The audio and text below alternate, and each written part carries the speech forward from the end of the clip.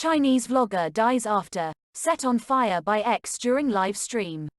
Lamu was allegedly live streaming when she was attacked. A Chinese influencer has died after her ex-husband allegedly doused her in petrol and set fire to her as she was attempting to live stream, said local media reports. Lamu was popular on Douyin, China's version of TikTok, where she had hundreds of thousands of followers. Lamu suffered burns on 90% of her body and died 2 weeks after the attack. The case has prompted conversation on social media about violence against women in China. Lamu, 30, from China's Sichuan province, was known for her happy posts on rural life and was praised for not using makeup in her videos, which had millions of likes. According to state media outlet the Beijing Youth Daily, Lamu's screen went black soon after she started livestreaming on the 14th of September.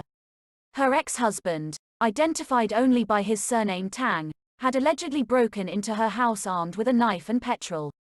A statement from Jinchuan County Public Security Bureau said that after the attack on the 14th of September, she was taken to a local hospital and later transferred to Sichuan Provincial People's Hospital for further treatment. Her family asked her followers for financial help and more than 1 million yuan £114,280 was raised in just 24 hours, according to the paper. Lamu died on the 30th of September. What led to this? According to the Beijing Youth Daily, Tang reportedly had a history of domestic violence. Lamu's brother-in-law, identified as Mr. Luo, said he had heard his wife mention that her sister was often beaten by Tang.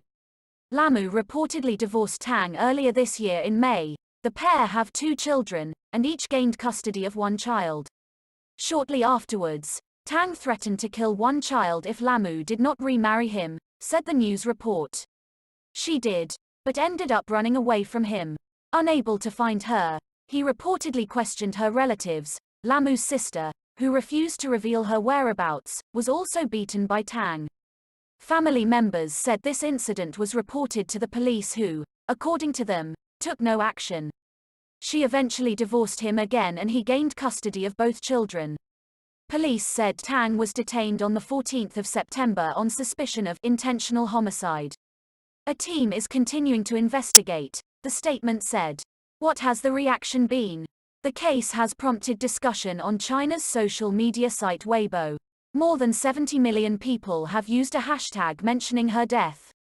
One user said she hopes women are given more security. Another attacked police officials saying, "Where were you when a report was made? Why didn't you care?" This is not the first time a victim of domestic violence has met with difficulty in China's legal system. Earlier this year, a Chinese woman was beaten by her husband so brutally that she jumped from a window to escape. She later attempted to divorce him, providing CCTV footage of the event as proof. The court refused to grant the divorce.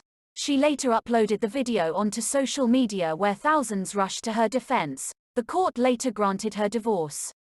Earlier this year, China introduced a new 30-day cool-off period before couples are granted a divorce, to allow both parties time to rethink their decision. But this has sparked some concern that victims of domestic abuse could be coerced during that period to reconsider. The law, which will come into effect in 2021, is not applicable to families with a history of domestic violence, though rights groups say many cases are not reported to police.